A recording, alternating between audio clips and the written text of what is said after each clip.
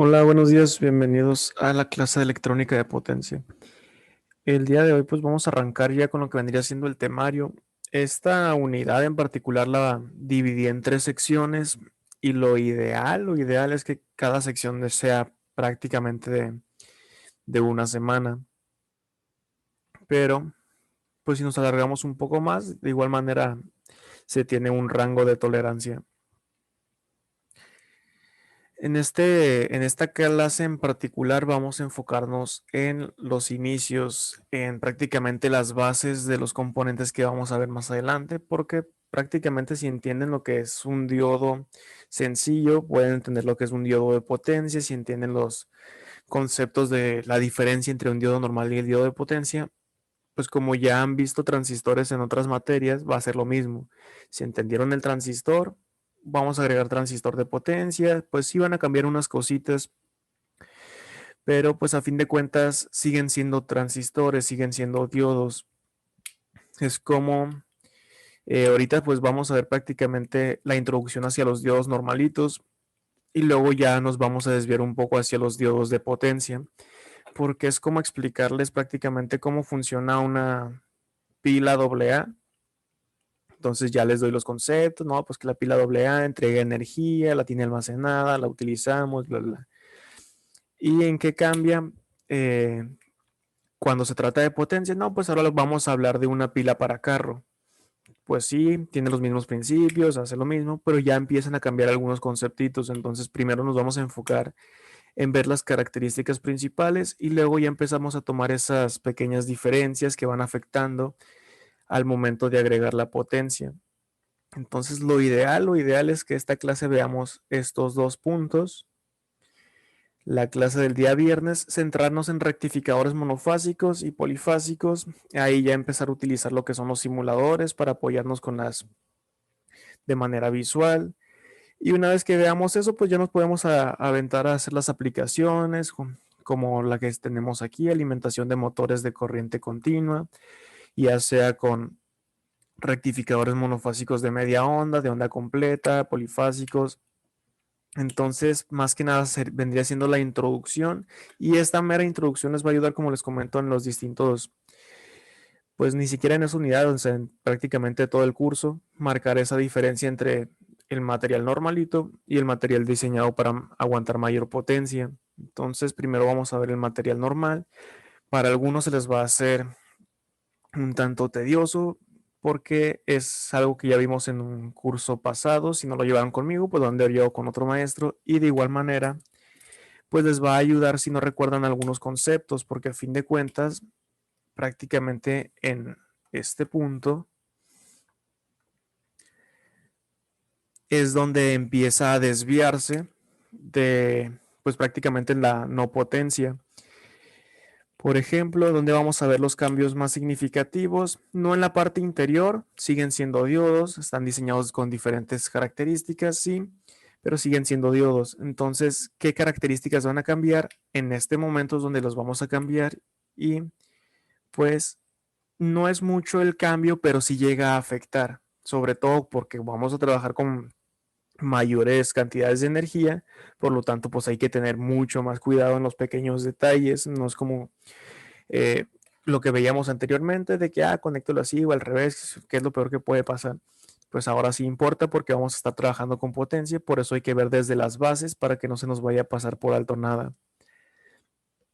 Y de igual manera no lo voy a dar como tan desglosado, simplemente los puntos claves para no enfocarnos tanto en material que se supone que ya vieron, pero pues sin cortar el rollo de la clase.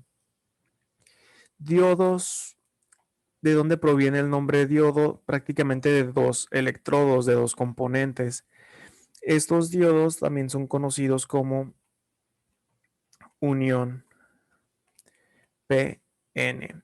¿A qué se debe esto? Pues que tienen un material tipo P, que es el primer electrodo, y un material tipo N, que es el otro electrodo. Ahí están los dos electrodos. Más adelante, estas pequeñas explicaciones, como les digo, les va a servir. ¿Por qué? Segunda unidad de qué trata, tiristores. ¿Qué son tiristores? Pues van a ser uniones de tipo PN, PN o NPN, dependiendo del material que vayamos a utilizar. Por eso los pequeños conceptos que ya deben de manejar o al menos haber escuchado alguna vez en su vida son importantes en este momento. ¿Qué sucede si juntamos estos dos materiales, estos dos electrodos? Pues vamos a tener algo prácticamente de esta forma, que ya abajo se empieza a ver más bonito y así, pero hay que ir separando.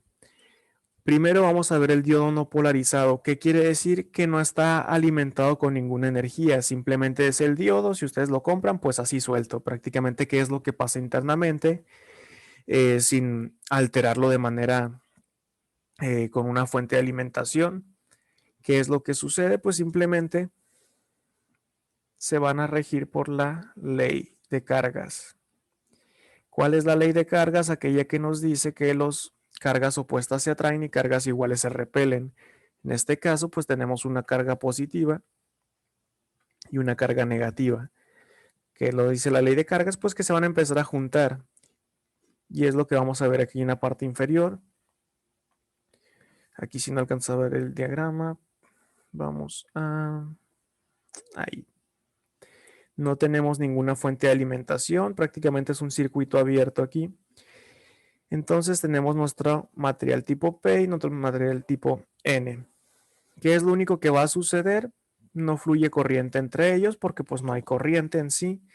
Lo único que va a suceder es que los electrones, recuerden que todas las explicaciones que yo hago siempre son en el flujo real. ¿Qué es el flujo real? Lo único que se mueve en realidad en las cargas eléctricas son los electrones. Por lo tanto, pues vamos a ver el movimiento de los electrones. ¿Dónde están los electrones? Son cargas negativas, pues el material tipo N. ¿Quiénes son las cargas positivas? La ausencia de los electrones. Esta ausencia de electrones, ¿qué es lo que provoca? Pues deja huecos disponibles para que lleguen electrones a llenarlos. Por lo tanto, los electrones de este lado, los que se encontraban prácticamente aquí, vamos a suponer en este lugar, empiezan a brincar para este lado. ¿Por qué? Porque de este otro lado hay huecos. Entonces todos estos electrones prácticamente, este se vino para acá, este se vino para acá, y así con cada uno de ellos, este se vino para acá y estos para acá. Cuando un electrón se va, prácticamente, ¿qué es lo que deja? Deja un hueco. Y el hueco son las cargas positivas. Y pues como este lado está lleno de este material, pues ¿qué es lo que va a pasar? Pues que lo van a rellenar. Por eso en la parte central se pueden alcanzar a ver como no signos individuales, como del lado derecho están los puros negativos y del lado izquierdo están los puros positivos, sino que ya están encerrados, que quiere decir que se juntó un electrón con un hueco, entonces ya no hay para dónde moverse en ese lugar. Por lo tanto, como ya no hay para dónde moverse, este ya ocupó su lugar, este ya ocupó su lugar, y dice, no me interesa, yo ya estoy aquí, yo no me voy a mover. Yo ya me junté con mi contraparte por la ley de cargas, pues ahí se le echan los demás. Por lo tanto, todos estos se juntaron, los electrones con los huecos, y como ya están juntos, están creando esta denominada región de agotamiento, también conocida como barrera de potencial o zona de depleción. Entonces, como estos están muy a gustos ya juntos con su complemento, pues no se van a querer mover por nada del mundo. ¿Qué es lo que provoca esto? Que los electrones que quedaron aquí disponibles, pues no puedan brincar hacia los otros huecos, porque están chocando con esta barrera. Por lo tanto, es todo lo que va a suceder en este momento. Se juntan en la parte central los que se alcancen a juntar y todos los demás pues ya no se pueden juntar porque no los van a dejar pasar por esta barrera. Entonces es todo lo que pasa cuando se junta un material tipo P y un material tipo N. No hay voltaje porque no le pusimos ninguna fuente de alimentación, no hay corriente. ¿Por qué? Porque los electrones no pueden brincar de un lado a otro. ¿Qué es la corriente eléctrica? El flujo de electrones. Los electrones no se están moviendo. ¿Por qué? Pues porque no pueden cruzar para el otro lado. Si no se mueven, no hay corriente. Entonces, lo único que pasa con un diodo no polarizados sin una fuente de alimentación, pues es que se crea esta pequeña región de agotamiento. Sin más información, pues vendría siendo prácticamente todo. Acá abajo está desglosado un poco lo de los materiales tipo P y tipo N, pero es más fácil explicarlo con las crayolitas estas que estar leyendo cada texto. ¿Cómo se hace un material tipo P y un material tipo N? El material tipo P pues tiene que ser más positivo. Por lo tanto, le quitan partes negativas a los átomos. ¿Cómo se hace el material tipo N? El material tipo N tiene que ser más negativo. Por lo tanto, pues le agregan más electrones. Entonces, así de sencillo es como se crea un material tipo P y uno N. O le quitas o le agregas. Porque esto también es importante porque vamos a ver la diferencia ahorita que veamos diodos de potencia, porque un diodo es más rápido que el otro si estamos creándolos igual. Se supone que para hacer un material tipo P, pues nomás le quito electrones y un material tipo N, pues nomás le agrego electrones. ¿Cuál es la diferencia entre que un diodo funcione más rápido, aguante más potencia, a uno que no lo haga? Entonces ese tipo de detalles es el por cual tenemos que estar explicando todos estos puntos. Si va surgiendo alguna duda, si les va quedando pues alguna incertidumbre, pueden ir preguntando sin problemas. Si necesitan tiempo para copiar algo que les pareció interesante, me pueden decir y ya, pues simplemente, pues para que tengan la información a la mano. ¿Dónde sí les voy a dar tiempo así por default? Más o menos acá, que es donde tenemos que hacer cálculos para que apunten fórmulas y todo eso. Si quieren conceptos, de igual manera me pueden estar diciendo. O inclusive al final, de que se pueden quedar un rato de profe, puede poner la diapositiva esta de los diodos, me faltó copiar algo. Total. La zona de depleción, que ahorita la llamamos región de agotamiento, pues ya vimos de dónde proviene. Este es el preciso momento en que se genera un diodo. Tenemos material P, material tipo N. Es como estarlo viendo por partes. Se generan iones, que son iones, pues un lado más positivo, un ion positivo y un lado más negativo. Material tipo P y material tipo N. Y una vez que se junten en la parte central, que es donde se generan los iones neutros, las cargas neutras, porque se junta un ion positivo con uno negativo, pues se genera esta también denominada zona de depleción, que las pueden llamar de esas tres formas: región de agotamiento, zona de depleción y barrera de potencial. A mí en lo personal me gusta más utilizar el nombre de barrera de potencial. ¿Por qué? Pues porque me estoy imaginando que pues esto es una barrera y yo no puedo cruzar para el otro lado. Les recalco en dónde va a ser importante esta información más adelante en diodos de potencia. Vamos a ver distintos tipos de diodo. Por ejemplo, el Shockley. El Shockley tiene un material tipo N y acá tiene un metal. Entonces, ¿cómo lo vamos a hacer funcionar como un diodo? Pues tenemos que crear una barrera de potencial artificial. ¿Qué ganaríamos con eso? Pues más adelante lo vamos a ver. ¿Por qué se los digo ahorita? Si más adelante lo vamos a ver, pues para que entiendan que todo lo que estamos viendo ahorita pues va a ser como que relevante más adelante. Las barreras de potencial, que así le voy a estar llamando de aquí en adelante, ya sabemos cómo se están generando. Se juntaron los distintos tipos de iones, los distintos tipos de carga en la parte central, pero que no hemos visto prácticamente cuándo podemos quitar esa barrera de potencial, cuándo la podemos hacer más grande, cuándo la podemos hacer más pequeña, cuándo la podemos ignorar, cuándo la podemos romper por completo. Es lo que vamos a estar viendo. Y eso depende del material con cual estemos trabajando. Usualmente en electrónica normalita utilizamos lo que vendría siendo silicio, combinaciones de silicio, germanio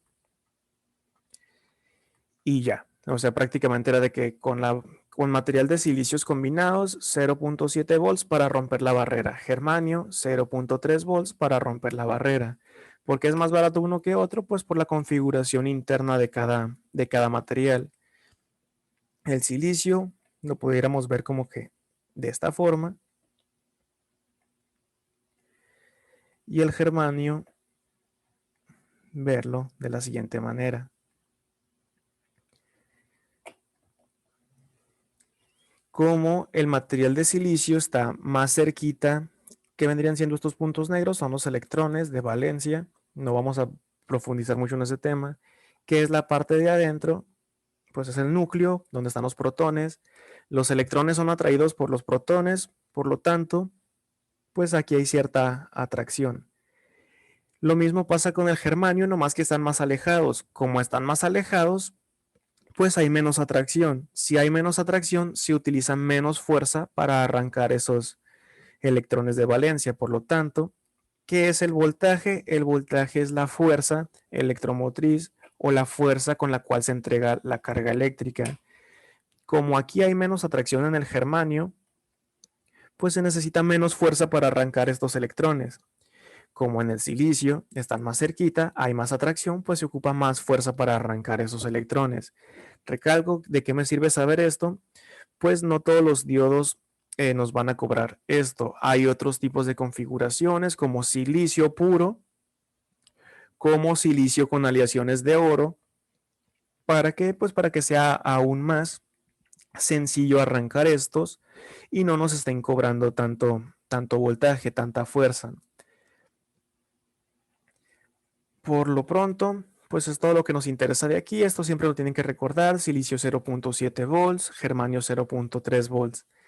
Ahora ya que sabemos más o menos la barrera potencial, cómo se generó, ¿para qué? Pues vamos a ver, ahora sí le vamos a poner una fuente de alimentación a nuestro diodo para ver el comportamiento interno. Y aquí ya no hay mucha variación en lo que vendría siendo un diodo normal y un diodo de potencia, donde sí va a importar prácticamente en qué tan rápido funcione. ¿Por qué? Porque si utilizamos mucha potencia, puede que lo hagamos a frecuencias altas, puede que tiempo de recuperación sea distinto. Y esos tiempos de recuperaciones, esos tiempos de frecuencia, esos tiempos de conmutación son muy importantes en la potencia. ¿Por qué? Porque si se llega a desfasar un tiempo, pues puede llegar a dañar muchos dispositivos. Si se llega a tardar en activar o desactivar, o sea, en conmutar, puede llegar a dañar dispositivos. Y como estamos hablando de potencias grandes, pues va a ser un gran daño. Por eso, pues también son más caros los diodos de potencia. Polarización directa. ¿Cómo sé cuándo está polarizado directamente un diodo? Tenemos la fuente de alimentación positivo con el material tipo P y tenemos negativo con el material tipo N. Si siguen el caminito, pues ahí está. De una vez les hago el anuncio, no es tan detallado porque no queremos en sí, bueno, se supone que ya traemos las bases, pero la nota que yo les pongo es siempre preguntarse, depende de su perspectiva, quién es más positivo o quién es más negativo. Igual, distintas preguntas, misma respuesta. A partir de ahorita vamos a dejar de llamar material tipo P y material tipo N. Por explicaciones y entre otras cosas, de vez en cuando lo vamos a seguir llamando así para que recuerden el flujo y todo eso. Pero ya que estamos hablando de diodos, pues tienen su respectivo nombre. Material tipo P se llama ánodo. Material tipo N se llama cátodo. Y para eso es la pregunta, ¿quién es más positivo, el ánodo o el cátodo? En este caso, pues la parte positiva va hacia el ánodo. Si el ánodo es más positivo que el cátodo, está polarizado directamente. Si el cátodo es más positivo que el ánodo, está polarizado inversamente. ¿De qué nos sirve esto? Pues no siempre vamos a estar trabajando con valores positivos. ¿Qué pasa si yo pongo, por ejemplo, una fuente de alimentación conectada así, pero es de menos 10 volts? Aquí tengo menos 10 volts y de este otro lado pues tendría prácticamente la tierra que son 0 volts. ¿Quién es más positivo de esos dos? ¿Menos 10 o 0? Menos 10 pues es más negativo, entonces 0 es más positivo. Como 0 es más positivo, el cátodo es más positivo. Si es más positivo el cátodo, está polarizado inverso. Todo esto, aunque suene un poco enredoso, pues se va a ir teniendo un poco más de sentido conforme vayamos avanzando. Entonces lo vamos a dejar un poco más simple y vamos a ver qué es lo que está sucediendo antes de meternos en un poco más de detalles. Entonces tenemos de esta manera, dejo los puros nombres y vamos a ver el movimiento de cargas, que esta siempre ayuda como para analizar. Vamos a ver flujo real, que es ver cómo se mueven los electrones. Tenemos nuestra fuente, terminal positiva y terminal negativa. La terminal negativa está inyectando electrones. Recuerden que aquí ya se generó una barrera de potencial desde el momento en que empezó a existir ese diodo. Entonces, además de los electrones que ya había aquí, pues están llegando más por la fuente de alimentación. Y del otro lado, aquí había unos que otros electrones, no la mayoría porque es un material tipo P, pero no porque sea un material tipo P no hay electrones. ¿Qué es lo que sucede? Estos electrones que quedaron ahí pues prácticamente flotando, pues dicen, acá hay una carga positiva, pues vámonos para la carga positiva. ¿Por qué? Por la ley de cargas. Todos estos electrones se fueron y como se fueron, cuando se va un electrón se crean huecos. Los huecos son las cargas positivas, entonces este se llenó de huecos. Todos los electrones fueron atraídos por la batería, por lo tanto se queda de esta forma. Para que se polarice directamente, no solamente tiene que estar conectado de esta forma, sino hay que darle cierta fuerza para romper la barrera de potencial. Recalco, el voltaje es la fuerza y vamos a suponer que este es de silicio porque es el más común. Para que se rompa una barrera de potencial de un diodo de silicio hay que ponerle 0.7 volts, hay que pegarle con 0.7 de fuerza para que estos electrones puedan atravesar la barrera de potencial. Si nosotros le ponemos 0.1, 0.2, 0.3, 0.5, quizás 0.6 ya en la vida real llegue a jalar, puede que no, pues ya depende del material y de que también fabricado esté. Pero con 0.7 es como ya el redondeo, con 0.7 tiene que jalar. Entonces si nosotros ponemos 0.7 volts, todos estos electrones van a tener tanta fuerza que van a empezar a brincar para este lado. ¿Y qué es lo que van a hacer una vez que brinquen? Pues prácticamente van a empezar a... Llegó a un hueco, llegó a otro, llegó a otro, llegó a otro y pues llegó a la pila, a la batería. Como llegó a la pila, a la batería, pues vuelve a dar la vuelta. O sea, ¿qué es lo que está pasando? Se está generando un flujo de electrones continuamente. Ese flujo de electrones sucedió en polarización directa solamente una vez que haya alcanzado el voltaje necesario para romper la barrera. Ese voltaje nosotros lo llamábamos como voltaje de umbral o voltaje del diodo. Hay distintas formas de llamarlo y cuando veamos diodos de potencia pues también va a tener su respectivo nombre, pero vamos a dejarlo como el voltaje del diodo. Mientras el diodo esté polarizado de manera directa, pero el voltaje de la fuente sea más pequeño que el voltaje del diodo, pues no va a pasar nada, no tienen la fuerza suficiente para atravesar la barrera. Una vez que tengan la fuerza suficiente, pues va a estar fluyendo libremente. O sea, si nosotros queremos que un diodo funcione como un interruptor cerrado que deje pasar la corriente, tenemos que polarizarlo de directa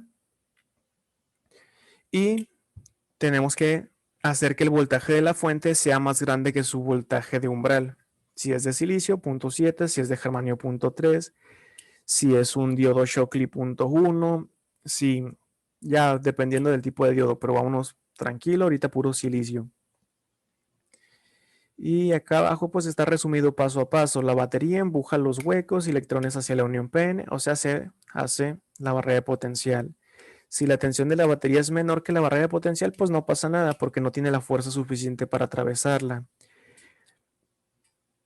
Cuando entran en esta zona, los iones se ven empujados otra vez, la región N. ¿Por qué? Porque no pudieron alcanzar la potencia necesaria. Cuando Si le ponemos el voltaje suficiente, pues ya atraviesan y empieza a hacer ese flujo de corriente. Esto es polarización directa. Ahora, ¿cómo se ve el signo de un diodo normalito? Como les comento, esto ya lo deben de conocer, pero si no, si se les olvidó algo, les va a ayudar. Este puede ser negro o puede que no, pero a fin de cuentas la idea es esa. Tenemos el ánodo, tenemos el cátodo, que se pone una K por su nombre en inglés, o sea, hace terminal positiva y terminal negativa. Y si lo vemos ahora del flujo convencional, no del flujo real, ¿cuál es el flujo convencional de positivo a negativo? ¿Cuál es el flujo real de negativo a positivo? Pues el mismo símbolo nos dice hacia dónde nos permite fluir la corriente. ¿A qué me refiero? Prácticamente la flecha está apuntando hacia dónde se van a mover las cargas positivas, los huecos. Este que acabo de poner en rojo es el flujo real, perdón, el flujo convencional, y el flujo real es hacia el otro lado. Casi todos los símbolos, si no es que todos, se basan en el flujo convencional. ¿Por qué? Pues por comodidad. Pero si quieren entender prácticamente así, que ahorita no tenemos el símbolo, que estamos viendo lo que está sucediendo en realidad, se utiliza el flujo real. Por eso aquí estamos viendo que va hacia este lado.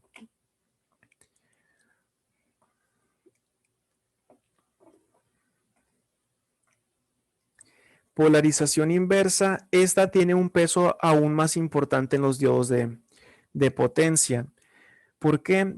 ¿Cuál es la diferencia en la polarización inversa entre un diodo normalito y un diodo de potencia? Pues prácticamente vamos a simularlo de este lado. Este es un diodo normal y acá tenemos un diodo de potencia. Supongamos que este tenía 10 volts aquí y este tiene 1000 volts, por dar algún ejemplo.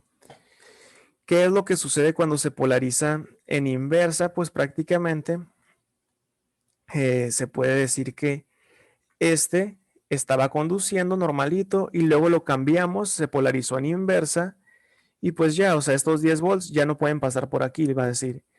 Pero un diodo de potencia, de aquí a que dejen de pasar los 1000 volts, pues va a haber un tiempo de pérdida. ¿Y qué es lo que importa en potencia? Pues que los tiempos de recuperación, los tiempos de funcionamiento, los tiempos en que diga el diodo, tú ya no pasas por aquí, tienen que ser rápidos.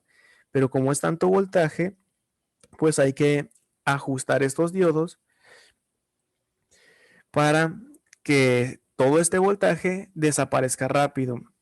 En esta clase no lo vamos a alcanzar a ver para darle un poco más de detenimiento, pero es como más o menos así lo vamos a estar viendo, que el diodo está en conducción, porque el diodo lo vamos a estar utilizando como interruptor, si no lo había mencionado, va a estar conduciendo y en el momento en que nosotros lo querramos apagar, pues va a ser prácticamente algo así, se empieza a desgastar todo ese voltaje y va a haber un pico hacia abajo y luego hacia arriba y abajo y arriba y luego ya se va a mantener. ¿A qué se debe ese pico? Puede que sea más suave, puede que sea más brusco, pero pues depende de la cantidad de fuerza de que le estemos implementando, o sea, la cantidad de voltaje. Si le estábamos poniendo mucho voltaje, en el momento en que nosotros lo apaguemos, pues empieza a bajar, y luego es como, ¿cómo se puede decir? Como si cerráramos una puerta de la alacena, de la cocina, con mucha fuerza, la cerramos, y pues va a rebotar, obviamente, no se va a detener en seco, inclusive pues en cualquier cosa así es con la ley de Newton de la inercia. Entonces es algo similar a este efecto. ¿Qué es lo que vamos a ver nosotros que no vimos en unas clases pues, de electrónica normal? ¿Cuánto tiempo voy a perder esperando que se normalice mi diodo hasta que quede en este punto? Entonces es por eso que estamos viendo desde cero esta situación para que al momento en que lleguemos a esto no digan, es que no me acuerdo de cómo era. Entonces, ya quitando esto del medio, ¿qué es polarización inversa? Pues simplemente conectarlo al revés o misma pregunta, ¿quién es más positivo y quién es más negativo? Aquí tenemos la terminal negativa y está en el material tipo P, o sea, en el ánodo. Y en cambio tenemos la terminal positiva en el material tipo N, o sea, en el cátodo. ¿Quién es más positivo? El cátodo. Si el cátodo es más positivo, está polarizado en inversa. Si el ánodo es más negativo, está polarizado en inversa también. Entonces ustedes tienen que pues, ver la perspectiva, se pueden basar siempre en el ánodo. Si el ánodo es más positivo, está polarizado directo. Si el ánodo es más negativo, está polarizado en inverso. Es pues ya como lo gusten ver. ¿Por qué? Porque no es la única manera de basarse viendo la fuente. Porque ¿qué tal si esta fuente es de menos 10 volts? Ahí, ¿quién es más positivo? Suponiendo que aquí está la Tierra, está negativo con negativo, se vuelve positivo. Entonces sería más positivo el ánodo que el cátodo. Si es más positivo el ánodo que el cátodo, pues se polariza directo. Entonces por eso es más fácil guiarse con la pregunta que viendo solamente la fuente y hacia qué terminal está conectada. ¿Qué sucede si lo polarizamos de esta forma? Primero tenemos lo mismo, una barrera de potencial en la parte central. Luego, ¿qué es lo que va a suceder? Los electrones están siendo inyectados por aquí. Todos los denominados electrones que estaban aquí en este material, pues están siendo atraídos hacia este lado. ¿Por qué? Porque acá está la terminal positiva y dicen, ¿para qué me voy a brincar hacia este lado buscando los del tipo P si en el otro lado tengo el camino libre? Si hay una resistencia, pero no tengo que romper ninguna barrera. Entonces, todos estos electrones se van a venir para acá para llegar a esta terminal positiva. Como los electrones se están yendo, pues se están dejando huecos. ¿Y qué son los huecos? Es material positivo. Entonces tenemos positivo aquí, positivo, positivo.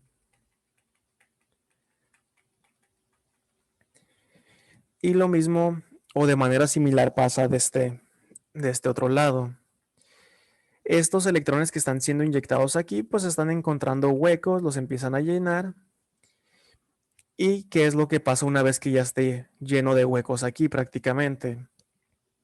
Dicen, pues nosotros ya somos puro carga negativa, queremos positivo. Entonces, ¿dónde hay positivo? Hay positivo en este lugar y hay positivo para acá. Pero ¿qué van a decir estos electrones que están acá? Pues yo no quiero cruzar por otras cargas negativas. ¿Por qué? Porque cargas iguales se van a repeler. Entonces, todos estos electrones dicen, yo no me voy a ir para acá, vámonos hacia la carga del otro lado. Entonces, eso es lo que va a estar pasando. Básicamente, estos se van para acá. Los huecos que habían aquí, si lo quieren ver como cargas más sencillos, pues se fueron hacia el otro lado. Y como se están pues prácticamente alejando, ¿qué es lo que se está generando en la parte interior? Pues simplemente está creciendo la barrera de potencial. Dicho de una manera más sencilla, tenemos cargas positivas aquí y el positivo se quiere juntar con el negativo. Entonces se desplaza hacia la izquierda. Tenemos cargas negativas acá, pues el negativo se quiere juntar con el positivo y se viene para acá. Es por eso que la barrera empieza a crecer. Unos empiezan a ir para otro lado y pues prácticamente si la barrera crece, no va a fluir nada a través de ella. Primeramente, porque a los electrones no les interesa brincar la barrera porque ya están encontrando la parte positiva para acá. Y segundo, si les llegara a interesar algún electrón aventado acá, pues ahora tiene que cruzar una barrera mucho más grande. Si antes batallaban para cruzar, pues ahora va a ser casi imposible que lleguen a cruzar hacia el otro lado. Por lo tanto, siempre que esté polarizado de esta forma, un diodo, o sea, polarizado inverso, no va a haber corriente. Si no hay corriente, pues prácticamente se comporta como un interruptor abierto. ¿Por qué? Porque aquí nadie va a fluir de un lado hacia el otro. Entonces ahí podemos ver las características de un diodo. Antes vimos que se comportaba como un interruptor cerrado si estaba polarizado de manera directa y superaba el voltaje del diodo. Y ahora ya vimos cuándo funciona como un interruptor abierto. Esto pues prácticamente es lo que acabo de explicar, porque se está ensanchando la barrera de potencial, que aquí pues zona de flexión, barrera de potencial, región de agotamiento, es prácticamente lo mismo. Hay una tercera característica que se le conoce como disrupción o rompimiento, que pues como su nombre lo dice, es si le metemos mucho voltaje a un diodo, ahorita que estamos hablando de los diodos normales, pues no es tanto, como 100 volts, por ejemplo, ya depende del número de serie que estemos trabajando. Si le metemos mucho voltaje en polarización inversa, pues lo vamos a tronar. Este se describe mucho mejor con su curva característica y esta curva característica es idéntica para los diodos de potencia. ¿Por qué? Porque siguen siendo diodos y esta es la curva del diodo, no uno en específico, sino de todos los diodos. ¿Qué puede cambiar? Este voltaje, ¿qué puede cambiar? ¿Qué tanto aguanta? Básicamente pueden cambiar los números, más no la forma. Tenemos la zona directa, que es cuando está polarizado directamente. Tenemos la zona inversa, que es cuando es polarizado inversamente. Tenemos la región de ruptura o disrupción o rompimiento, como lo quieran decir, cuando ya lo quemé, cuando ya lo descompuse. ¿Cómo está descrita esta curva característica? Pues aquí si lo polarizamos directamente, no pasa nada hasta que superemos su voltaje de umbral. Si es de silicio 0.7, si es de germanio 0.3, ya si son diodos de uso especial, pues van a tener otro valor. ¿Qué es lo que pasó ahí? Pues se queda con su voltaje y luego ya sigue aumentando la corriente de manera exponencial porque se está comportando como un interruptor pues cerrado, entonces está dejando pasar toda la corriente. En polarización inversa, que es lo que está pasando, le podemos empezar a meter voltaje. ¿Qué es lo que estamos haciendo? Estamos haciendo que crezca la barrera de potencial. Entonces nadie va a cruzar de un lado a otro. Por eso podemos observar que no hay corriente ni para arriba ni para abajo. Entonces le aumentamos más voltaje. Quiero más fuerza para que lo alcance a cruzar. Quiero más fuerza. No alcanza todavía. Pues le sigo metiendo voltaje. Aquí hay una pequeña corriente, como pueden ver. Pues sí, que aquí se alcanza a ver que es una corriente inversa. Y esta corriente inversa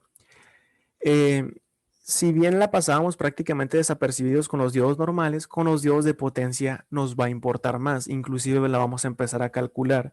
¿Por qué? Porque como son de potencia, le vamos a meter más potencia y si hay más potencia, pues hay más corriente. Por lo tanto, esta sí nos va a importar en esta clase.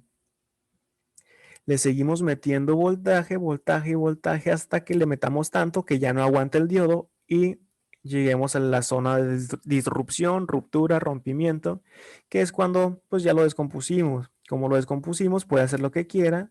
Usualmente se comporta como un cortocircuito, se hace como, pues, como un alambre, entonces va a dejar pasar toda la corriente. ¿Por qué la corriente está para abajo aquí y no para arriba? Pues porque lo estamos polarizando inversamente, o sea, con los signos al revés. Si aquí lo polarizamos directo, pues se va para arriba, lo polarizamos al revés, pues se va para abajo. Entonces, pues esta curva característica del diodo les va a ayudar en toda esta primera unidad, al menos en la mitad que es la de la parte de los diodos. ¿Tienen alguna duda, algún comentario antes de que empecemos con los diodos de potencia en sí y a ver sus diferencias de los diodos normales? ¿Algo que quieran agregar? ¿O continuamos? Igual, si quieren copiar algo me pueden decir. No, está bien, continúe. Por mi parte también todo sé.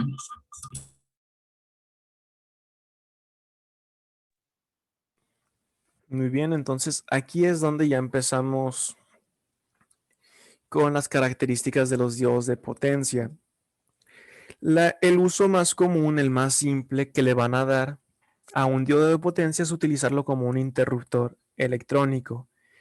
¿Cuál es la deficiencia de los diodos de potencia? Empezando tenemos la respuesta, no se puede controlar. Sí, nosotros podemos decir cuándo se activa, cuándo ya no, como polarizándolo directo o inverso como vimos, pero no podemos decir qué tanto voltaje va a pasar, qué tanta corriente va a tener. Por ejemplo, si lo comparamos con un transistor, pues nosotros de que, le muevo esta resistencia, le muevo acá, lo polarizo de emisor común, la fórmula, y a la salida voy a tener tanto voltaje, voy a tener tanta corriente, tanta ganancia. Aquí no, en los diodos de potencia no se puede controlar. O se polariza y deja pasar todo, o no se polariza y no deja pasar nada. Entonces esa es como la principal desventaja de estos dispositivos, que dependiendo de la situación, pues ni nos va a importar, porque decimos, lo quiero para que haya voltaje o no haya voltaje. Si no está completo, si le hace falta, no me importa, nomás quiero que haya o no haya. Ya si los queremos cada vez más precisos, pues hay que ir viendo distintas opciones. Vamos a ver 3 tipos de diodos de potencia y vamos a ver en qué momento se utiliza cada uno de ellos. No porque solamente existan 3, sino porque si agregamos más, pues se nos va a ir todo el curso viendo puros diodos. Entonces, aquí no cambia absolutamente nada las bases, como les comenté. El diodo está polarizado en directa, pues va a haber conducción. El diodo está polarizado en inversa, pues va a estar prácticamente en corte, o sea, no va a haber corriente del otro lado. Y aquí lo llaman como voltaje de unión o voltaje que es el voltaje de umbral prácticamente. Van a empezar a ver distintos nombres, pero los conceptos van a seguir siendo los mismos. Como se mencionó en la introducción a la materia, casi siempre se utiliza el diodo como si fuera ideal. O se hace o deja pasar toda la corriente si lo polarizamos directamente o no deja pasar nada si lo polarizamos inversamente. Pero pues ya sabemos nosotros que en la vida real nada es ideal. Y si nos queremos acercar a valores ideales, nos va a costar más dinero. Entonces, dependiendo de la demanda, de qué tan precisos queramos que sea el diodo, pues tenemos que gastar más dinero. O otras características. No me importa que no sea tan preciso, pero quiero que sea un material más pequeño. Quiero que aguante más potencia. Entonces ahí es donde nos vamos a empezar a desviar hacia lo que necesitamos. Pero a fin de cuentas el comportamiento no se ve afectado. Cortocircuito como cuando está polarizado en directa, o sea, interruptor cerrado, y circuito abierto o interruptor abierto cuando está polarizado en inversa, ya sea en potencia o no en potencia, es lo que esperamos que haga un diodo. Aquí vemos un poco de lo que les mencionaba, pues está el símbolo en la parte superior, la curva característica y la parte ideal. Aquí tenemos el tiempo que se está perdiendo, el tiempo de recuperación en inversa conocido, que se le denomina T con 2 sub RR, que es de recuperación en inversa. Y ahí pues sí nos empieza a importar si queremos hacer conmutaciones rápidas, porque no es lo mismo perder esta cantidad de tiempo a perder esta cantidad de tiempo. Entonces, si queremos un diodo de potencia rápido, pues tenemos que enfocarnos hacia ese lado.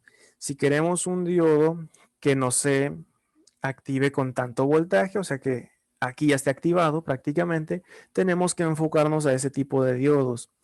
Todos tienen sus pros y sus contras, siempre hay uno mejor que otro en ciertos ámbitos, pero peor en otros distintos. Es por eso que no nos vamos a quedar solamente con un tipo de diodo de potencia, sino pues vamos a comparar 3. Este lo podrían utilizar acá, este lo podrían utilizar acá.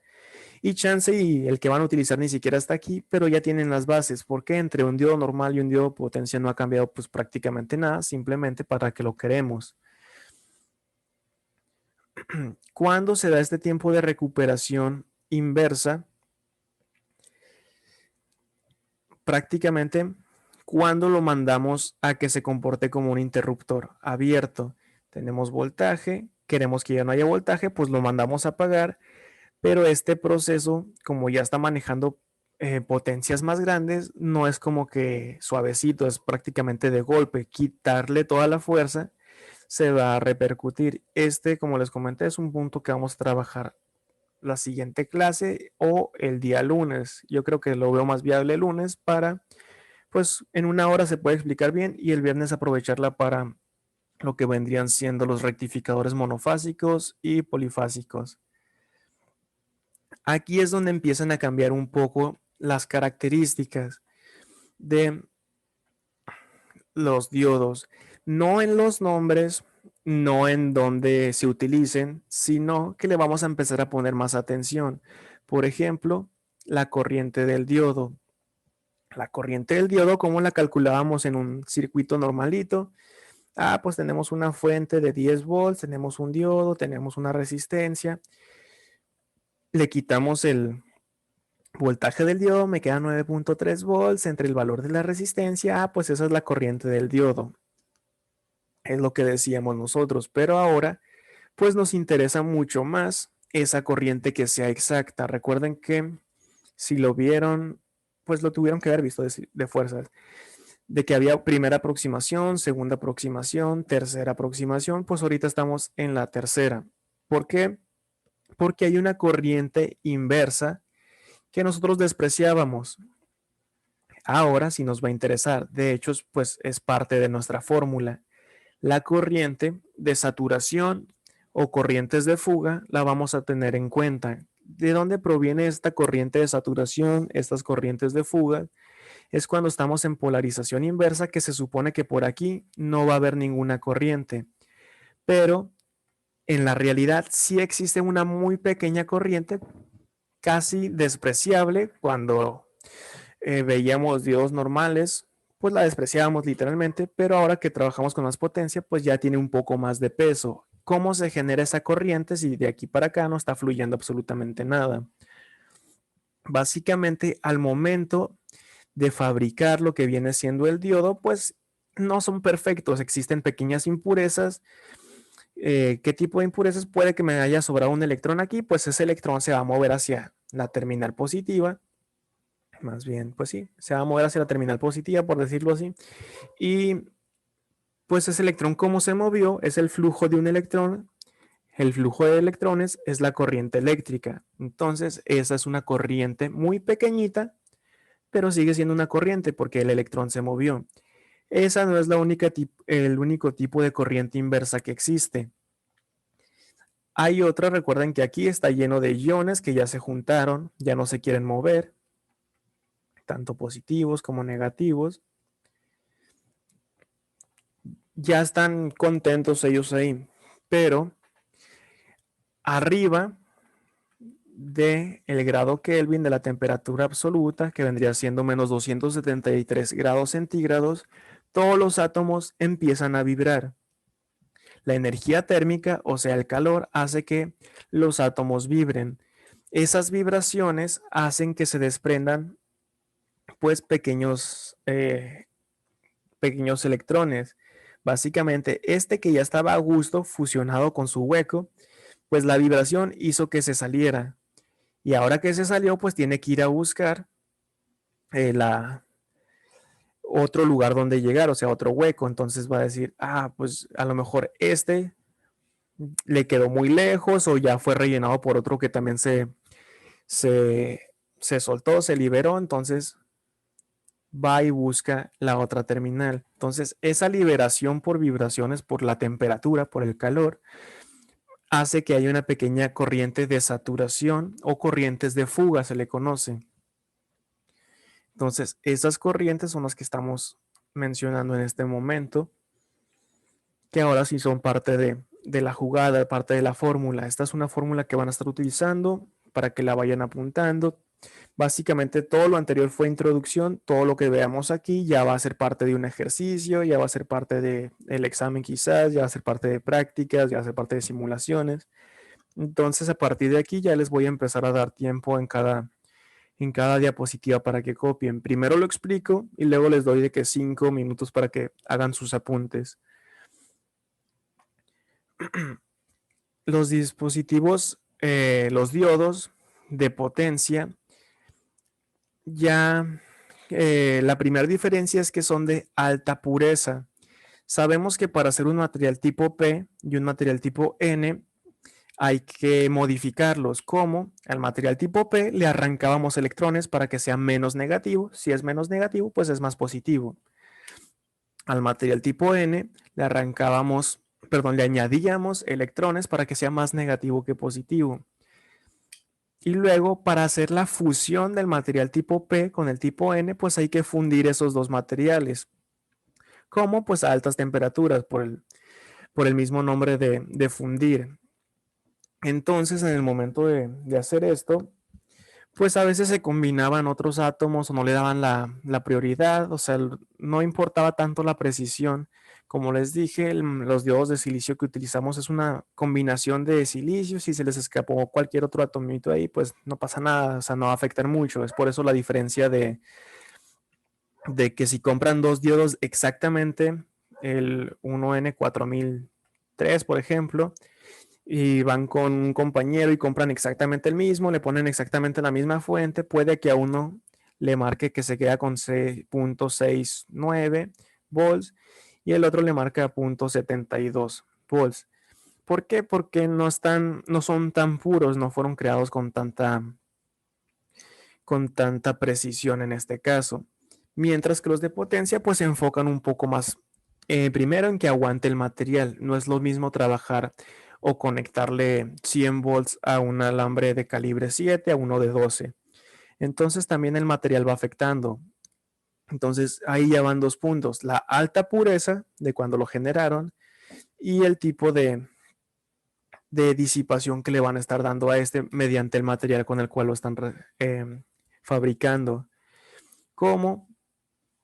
Pues importa la longitud, el diámetro del material y porque dice que se cultivan como monocristales, prácticamente los hacen como el material ya, como si fueran planchas, como si fueran capas, como si fueran hojas y luego ya lo van cortando prácticamente. El diodo pues en sí no cambia absolutamente nada, sigue siendo un diodo, sea de potencia o no, pues es un material con dos electrodos, una unión de material positivo, otro negativo, un poco más grueso, un poco más puro, pero sigue siendo exactamente lo mismo. Aquí es donde comparo otra vez una batería una pila de teléfono y una pila de carro. Hacen exactamente lo mismo, pero están diseñados para que aguanten distintas potencias, distintos valores, pero que hace uno entrega voltaje, entrega corriente, el que hace el otro, pues también. Ahora, esta primer fórmula se le conoce como ecuación de Shockley. Shockley también es un tipo de diodo, pero pues eh, nos ayuda con este tipo de situaciones. Aquí van a haber distintas variables que no habían conocido. Esta sí la conocen, la corriente del diodo. Es igual a la corriente superficial de fuga, la corriente de fuga, la corriente de saturación, como lo quieran llamar, por el exponencial. Bueno, y no la voy a ir tachando porque se la voy a ir tapando nomás. El exponencial elevado al voltaje del diodo, o sea, qué tanto voltaje le estamos poniendo al diodo, polarizado directamente, obviamente, porque inverso, pues ya sabemos cómo funciona. No va a haber corriente. Bueno, va a estar la corriente de saturación, pero pues eso ya es un punto y aparte. Entre lo que vendría siendo una constante de idealidad. Esta depende del material, puede ser 1 o 2. Usualmente si es de silicio anda entre 1.1 y 1.8. Si es de germanio anda rondando el valor de 1. ¿Dónde lo podemos ver? Pues siempre están en las hojas de datos toda esta información. Ahora nos falta simplemente el VT. ¿Qué es VT? Es voltaje térmico. ¿Por qué? Que les acabo de decir que la temperatura afecta a la electrónica, hace que los átomos vibren. Por lo tanto, aquí el calor también va a afectar nuestro resultado. ¿Por qué? Porque estamos manejando potencias altas. Potencias altas hace que haya mayor flujo o mayor fuerza, mayor flujo o mayor fuerza hacen que haya más fricción hace que haya más calor hace que haya más flujo. Por lo tanto, ahora sí es parte del juego, está también el voltaje térmico, que usualmente pues si es un ejercicio, nos los van a entregar. Si ya lo vamos a calcular en la vida real, pues hay que prestarle atención, porque usualmente las hojas de datos te dicen, tiene estos valores para una temperatura de 25 grados centígrados, y vamos creyendo que el valor que nos está diciendo aquí, pues es el que nos vamos a topar en la vida real. Si estamos ahorita, pues en Hermosillo, pues le agregamos 20 grados, entonces este ya no es X, sino es Y. Y ahí te van diciendo por grado centígrado, más o menos esto va variando. Entonces hay que tener en cuenta eso y pues siempre leer, sobre todo cuando estamos trabajando con potencias más altas. No porque no sepan, no porque no entiendan, más que nada por precaución. Y este voltaje térmico pues vendría siendo la multiplicación de puras constantes prácticamente. K, que se usa mucho en física, que es una constante, en este caso es constante de Boltzmann, que vendría siendo este número, 1.3806 por 10 a la menos 23 joules. Y luego tenemos que está multiplicada por la temperatura absoluta, que pues vendría siendo la temperatura en la que estemos en grados Kelvin, 273 más la temperatura en grados centígrados. No es muy complicada la conversión de Kelvin a centígrados, y así estuviéramos hablando de grados en Fahrenheit, pues hay que transformar a Fahrenheit y luego a Kelvin y así. Y lo que hay en prácticamente la carga del electrón. En esta clase no especifiqué eso porque se supone que ya han llevado el resto de materias que vendría siendo electrónica analógica, electrónica digital, pero pues prácticamente los electrones sabemos que son los de las cargas eléctricas, pero como son tantas miles y miles de millones de cargas de electrones que fluyen en un segundo, pues en lugar de utilizar, pues vamos a meter en la calculadora 7,000 millones de electrones por 3 acá, pues se utiliza lo que vendrían siendo los Coulomb. Los Coulomb pues nos están diciendo prácticamente de manera comprimida la cantidad de electrones. Por eso, carga eléctrica se denomina con la C de Coulomb. Y aún así nosotros lo comprimimos aún más. ¿Por qué? Porque sigue siendo un número muy grande. ¿Cómo lo comprimimos? En cuántos Coulomb pasan por segundo. ¿Quién nos dice cuántos Coulomb pasa por segundo? Los amperes. Prácticamente esta fórmula es de puras constantes.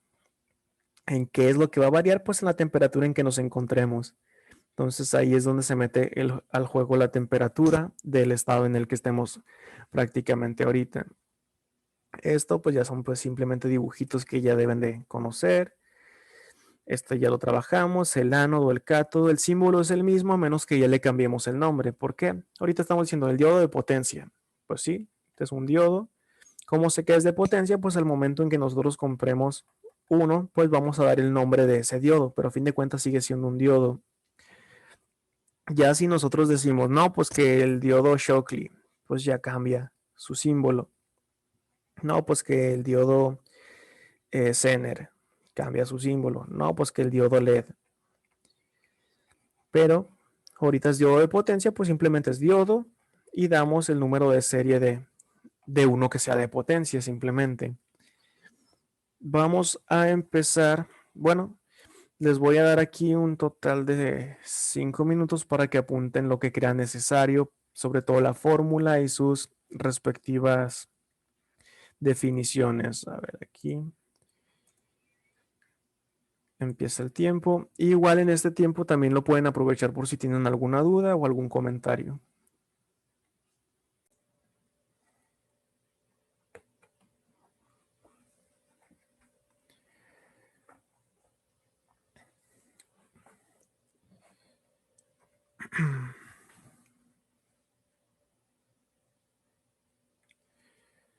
El resultado sí está en nanoamperes, pero creo que su compañero tuvo una falla, entonces vamos a esperar al siguiente.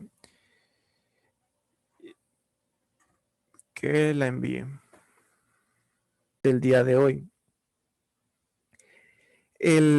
Como estamos hablando de casos ideales, pues prácticamente lo tendríamos que utilizar como de que está prendido, está apagado, hay voltaje, ya no hay voltaje. Pero eso no pasa en la vida real. Si lo queremos tal cual como un interruptor, pues no habría tiempo de recuperación inversa. Si queremos acercarnos a lo ideal, pues nos va a costar dinero. Y a veces no nos importa tanto que sea ideal. Nos importa ahorrar dinero y que cumpla. No importa que se equivoque por un poquito, no importa que varíe un poquito el resultado, siempre y cuando y cumpla. Hay situaciones en las que sí nos va a importar cada mínimo detalle. Por lo tanto, pues vamos a ver en qué vale la pena gastar, en qué vale la pena ahorrar, en qué prácticamente todo ese tipo de situaciones. Entonces vamos a ver diodos normalitos de propósito general, o sea, diodos normales de potencia, diodos de recuperación rápida y diodos Schottky. Y estos los vamos a ver ahorita simplemente como introducción, ya cuando veamos aplicaciones que ya vamos a entrar a ellas, como rectificadores monofásicos, como aplicaciones industriales, pues ahí nos enfocamos de manera individual en cada uno de ellos.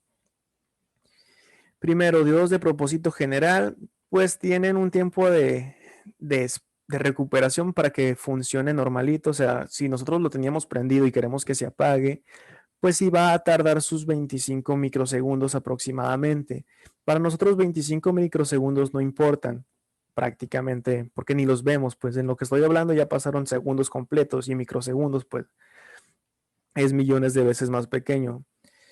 Total, esos 25 microsegundos pueden llegar a perjudicar ciertos tipos de procesos, ya sea que se desfase una corriente con la otra, que se creen desfases, que se creen retardos, que simplemente pues nos afecte ese tiempo de espera. A lo mejor nosotros tenemos que ser muy precisos en el momento de que se active, porque recuerden que lo estamos utilizando como interruptor.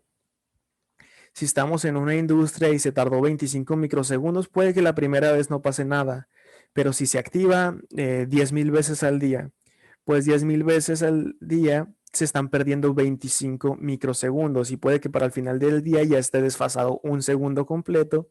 Ese segundo completo puede que choquen piezas y sean pues pérdidas de millones de pesos, por dar algún ejemplo. Pero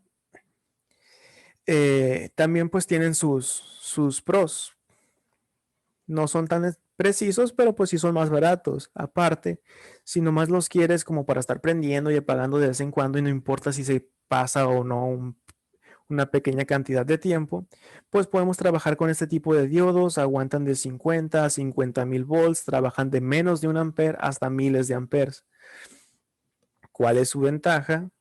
Pues tienen un rango decente de trabajo de potencia, son baratos, pero no son rápidos. Diodos de recuperación rápida, pues su propio nombre lo está diciendo. Tiempos de recuperación corto, menos que 5 microsegundos. Sigue habiendo esa pérdida de tiempo porque no son ideales. Quisiéramos que fueran ideales, pero no son así. ¿Cuál es la diferencia entre el diodo de arriba y el diodo de abajo? En el momento en que les dije que se fundían para fusionar las partes tipo P y tipo N, al diodo de recuperación rápida se le agregó una aleación ya sea de platino o de oro. El platino o el oro, sobre todo, pues son mucho mejores conductores que lo que vendría siendo el silicio, por ejemplo. ¿Por qué? Por la configuración que les mencioné al inicio, como la del germanio costaba menos porque estaba más alejada, pues el oro está mucho más alejado. Entonces, como se arrancan mucho más rápido los electrones, se mueve más rápido, pues prácticamente la electricidad a través de él, como se mueve más rápido, pues se acomoda mucho más rápido. Es lo mismo, simplemente le agregaron cositas, otro tipo de material, para que sea más rápido. Desventajas, pues desde que vemos el nombre de platino o de oro sabemos que va a estar más caro. Luego, aguanta desde 50 volts hasta 3000 volts. O sea, aguanta mucho menos que el de propósito general. Y lo mismo con la corriente. de menos de 1 ampere a cientos de amperes. El de arriba aguantaba miles.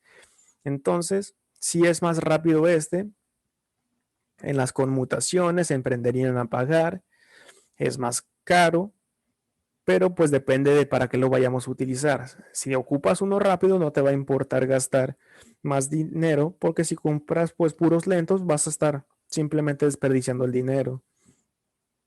Por último, tenemos el diodo Schottky. El diodo Schottky pues ya tiene su propio nombre, ya no es como que diodo de potencia de recuperación rápida, sino es el diodo Schottky. Prácticamente este va a minimizar ciertos aspectos, como cuál, el activado. ¿Qué es lo que veíamos en silicio? Se activa con punto 7. ¿Qué es lo que se veía con germanio? Se activa con punto 3. Este se activa con mucho menos. Punto 1 ya está activado, ya está prendido. Por lo tanto, es rápida su conmutación inicial. No se ocupa mucho voltaje, no se desperdicia casi nada, porque se modificó internamente, como les comenté al inicio de la clase. Este ya no es un material tipo P, ahora es un metal. Todo lo demás sigue idéntico. ¿Qué es lo que se tuvo que hacer para que funcionara? Pues nosotros generar la barrera de potencial en medio. Entonces, simulando esa barrera de potencial que se generaba naturalmente con un material tipo P y tipo N, ¿qué es lo que ganamos? Tenemos la barrera pequeñita aquí en medio, pero pues nos ahorramos el tiempo que este gastaba en hacer todo su movimiento. Nos ahorramos un poco de fuerza porque este ya no va a crecer. ¿Por qué? Porque la barrera ya estaba por default. Por lo tanto, al quitar ese tipo de material de un solo lado, no de los dos, porque si quitamos de los dos, pues prácticamente estamos haciendo un conductor nomás. Un conductor y no tan bueno por la barrera que le vamos a dejar en medio. ¿Qué es lo que ganamos? Prácticamente, en este caso, una caída de voltaje baja. O sea que nos va a cobrar muy poquito para que se active. Se va a activar muy rápido. No digo que cuando se desactive sea rápido, yo estoy diciendo que cuando se activa. El anterior tenía recuperación rápida, o sea, que se recuperaba rápido. Lo que hace este es su contraparte. Este se activa rápido porque te cobra muy poquito. Esa activación pues puede ser muy importante porque si es de un sensor, queremos que se active lo más rápido posible en cuanto detecte. Ya cuando se vaya a apagar, pues es otra cosa. ¿Cuál es la desventaja de este tipo de diodos? Los voltajes y las corrientes que van a aguantar. Primero, la corriente de fuga es mayor que la de un diodo normal, o sea, hace que no es tan buen aislante. ¿Por qué? Porque está pasando más corriente. Voltaje máximo se limita a 100 volts. Corrientes, ahí es donde sí luce un poco más, de 100 a 400 amperes, porque están fluyendo por un metal, por un conductor. ¿Y dónde se llegan a utilizar estos? Pues en fuentes de alimentación de gran corriente y alto voltaje, pero de corriente directa. Alto voltaje de corriente directa es muy distinto a alto voltaje de corriente alterna, porque pues ahí cambia bastante. No es lo mismo decirte que 5000 de corriente alterna a 150 de corriente directa. Pero pues a fin de cuentas, cada uno tiene su finalidad. ¿Por qué están dentro de los diodos de potencia? Pues porque están trabajando con valores muy altos a los que estamos acostumbrados en este caso.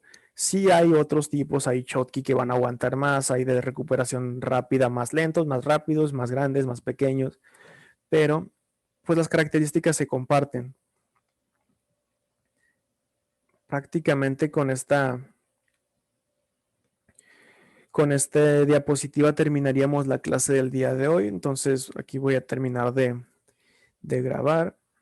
Muchas gracias a todos por su asistencia y si tienen alguna duda pues se pueden quedar. Si quieren copiar algo más me pueden estar diciendo pon esta diapositiva, profe, y ya sin problemas. O si tienen alguna duda o comentario igual lo puedo aceptar sin problema.